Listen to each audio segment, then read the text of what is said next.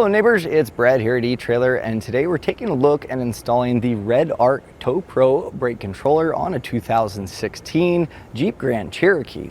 Now the REDARC is available in two different configurations, and they're both very similar, but if you are towing 1 to 2 axles, you're going to want to pick up the Tow-Pro Liberty, and if you are towing 1 to 3 axles, you're going to want to pick up the Tow-Pro Elite. Now, regardless of which REDARC you pick up, they're both going to share the same benefit of not being your typical brake controller.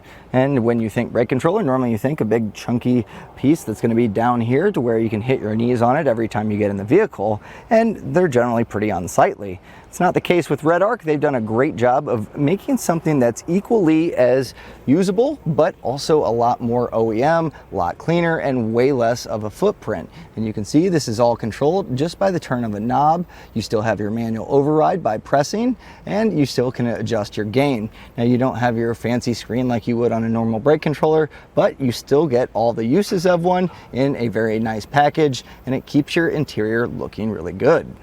Now you're easily able to adjust your gain. You can see the numbers here on the knob, and you can adjust accordingly. And that way you can determine, based on the weight of your trailer, how much you need this to proportionally brake.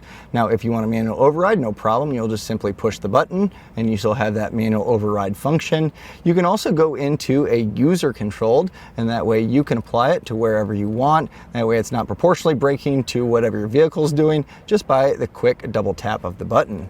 Now, we installed the Liberty today, and with the factory tow package, that's the great part about this as well. There's no wire splicing. You can simply pick up the harness that goes along with your vehicle using our fit guide, and that way it is truly plug and play. You can have this installed extremely easily, and they're both going to install exactly the same, except for you are going to be drilling a little extra hole for the LED light, as they are a little bit different between the two, but other than that, everything's going to be exactly the same. Now, this is definitely something that you can do in your driveway or garage, especially with it being plug and play. You'll be able to knock this out within under 30 minutes pretty easily. So you are going to be pulling some panels off, and that's going to be the trickiest part, just making sure that you have clearance and zip tying up some wires, and other than that, it's super easy. So I'm going to walk you through it, that way you can get yours installed.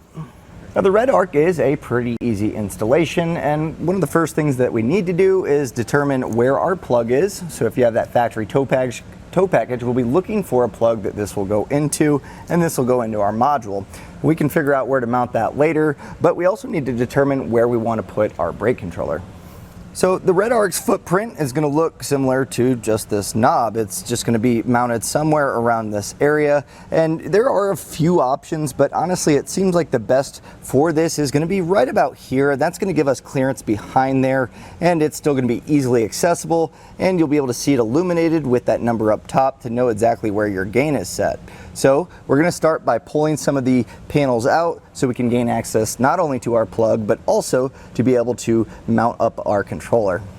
So we're going to be taking off a few panels, and throughout all of this, using a plastic trim panel tool is really nice because it's not going to mar up the plastic and leave any marks long term. So we are going to pry apart this side here. That's going to allow us not only to see a little bit better, but also just to kind of gain access to the rest of the panels to come off. So we have some clips along here. It does kind of just pop out. Just be careful. Your clips can break. They are just plastic. So make sure that those white retainer clips stay on there. And you're going to want to just kind of peel this back as it kind of loops into this A-pillar plastic. So I'm going to pull down just a little bit. You can see that kind of clear out, and it kind of tucks in between this weather stripping as well. So just kind of move this down, and you can set this aside for now. Now we are going to be pulling this section of our dash down, and that's going to give us access not only to drill and make sure we have clearance, but also to mount everything up. And we need to gain access to some 7mm screws that are along the bottom, but we need to also get this side panel off, and part of that's going to be taking off this little scuff panel. So this again is just clips, but you want to be careful. This aluminum piece here, if you bend it, it will leave a crease. So just kind of keep it nice and flat here and work your way down. Try not to pull this up or anything like that. You want your installation to leave your car looking just the same as before you installed it. So with that popped out, we can go ahead and get this panel out. Same kind of thing as this one up here. It's in the weather stripping a little bit, and there's some plugs that go in the side, so you're going to kind of have to work at it at an angle. But if you reach back here, you should be able to pop that out. And then if the e-brake's in the way, you can go ahead, push this back, but you should be able to kind of work this out. There's going to be some hooks here that go into the weather stripping. So once we kind of move this portion, so just get those clips, and this is pretty malleable here to be able to kind of bend it, but I'm going to push this back and you'll see that these are going to unlatch kind of from this weather stripping. So same up here, and then once we get this at an angle, we can kind of pop this out. Again, if you need to use your e-brake, push that down, it'll give you a little more clearance, and we have this popped off. So this is the plastic clip that's there, and then these just kind of slot in. So just once you pop those out, we'll unhook these and this will be out of the way. Now underneath our dash, there's going to be this fabric panel, and we're going to want to take this out. It's going to give us a little bit more clearance, and there's going to be 2 plastic push pins. So either using a trim panel tool or even a flathead, just kind of pry these out, and this should drop out. Now there is a light that's, you can see, that's going to be attached, so we'll be unplugging that as well.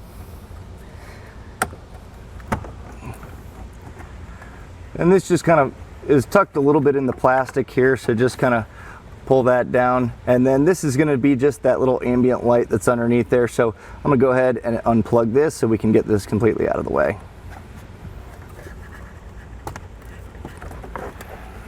So we're going to need to gain access to some 7mm that are up here that's holding this top portion of our dash up. And the way to do that is right here where we have our steering column. There's this plastic bezel that goes around our steering wheel column. So we'll just go ahead and just, you can see there's 2 little bumps here. You can kind of just grab along here, and then a little bit of pressure along there allows us to pull this back.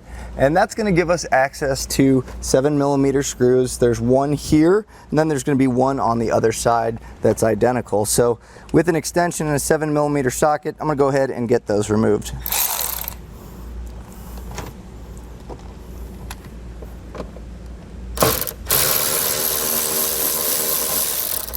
So just make sure that you're holding on to all your hardware. Now also under here, we're going to have some 7mm. We're going to go ahead and remove those. So there's going to be 1 here, and then just follow along and you're going to see that there's 1 right here, 1 right here, and I think that should just about do it. So we'll go ahead and get those removed.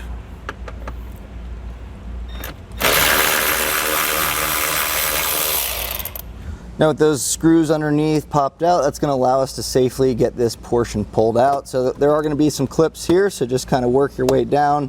And we don't need to fully pull this off, and in fact it's attached to the airbag down there, so we really don't want to mess around with that too much. Not that it's going to go off, but the way that it's hooked on, it's not really necessary for us to remove this panel. This is going to give us, again, enough space to get it mounted up and plugged in. So you can see there is an opening here, and that's kind of where we're going to have our brake controller live. If you want to have it sit a little bit higher, you could potentially trim this out.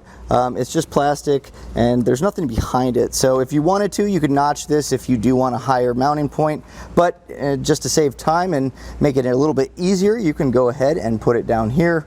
So the next thing we need to do, now that we have our clearing for our brake controller, is figure out where our plug is to tie in our harness. So now you're going to want to look for the main harness. You're going to see a bunch of exposed wires, and above that is going to be our plug. And you'll see it's got 4 flat pins, and that's going to match up to our harness. So we'll just go ahead and get that snapped in place, and then we can start routing the rest of our wires. I'm just going to take our plug here and get this snapped into place.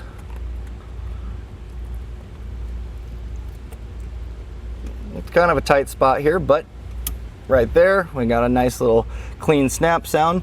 So now, if you follow this braided wire, you're going to see our 4 plugs here, and that's just going to go into our REDARC module. So we'll go ahead and grab that, and we're going to find a nice spot to mount that. So I've gone ahead and just routed this portion of the plug up so we have the ability to plug this in, and you'll see opening this panel up is going to make it a lot easier to figure out a spot to mount this. So I'll go ahead and plug this in.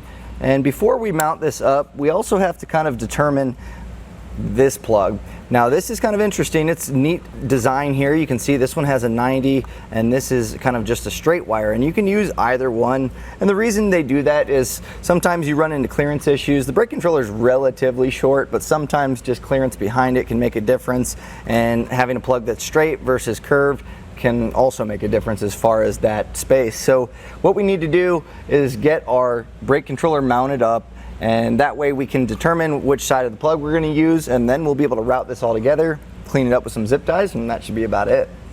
Now our brake controller is about how large it is. So again, it is relatively long, and that plug is going to kind of extend it out. So I'm going to kind of just test fit it here and mock it up to make sure that we do have that clearance we're looking for.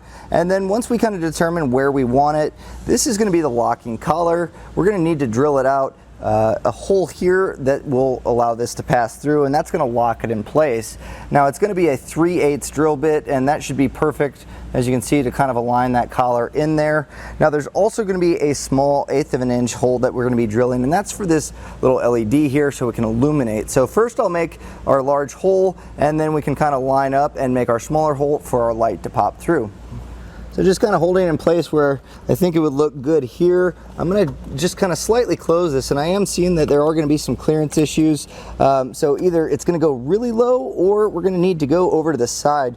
This plastic starts to taper off here, and it's nice and open. So this is going to be a safe spot for us to be able to mount up. So just kind of mocking it up, I think putting it right to where the brake controller sits in this location is going to be great.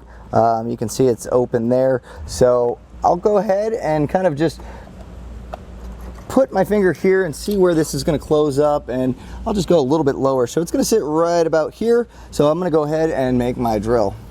Now if you need to, you can use a little small pilot hole or just go slow here. It's plastic, so no need to rip through this and have it walk all over your plastic, but just make sure it's nice and poured out. And you can actually go ahead and take that locking collar and just test to make sure that it fits. And it's a little tight. You can see I'm putting pressure and it holds it in place, but I'll go back with my drill bit and just kind of work it around just a little bit. You still want it to be nice and tight, not sloppy, but again, once we tighten it down, it is going to hold it in place. So if you go a little bit bigger, not the end of the world there.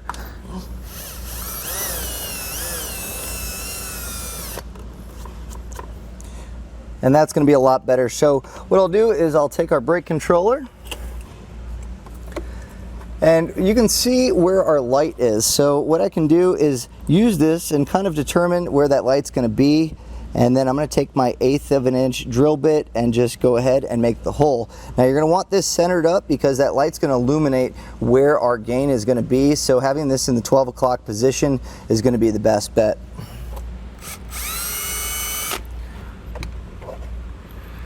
So I'll go ahead, I'm going to push my collar back out, and then that way I can take our brake controller here and just test to make sure everything lines up properly, and everything's looking really good. So next we're going to go ahead, take the brake controller and then feed it through to where we get those holes all lined up.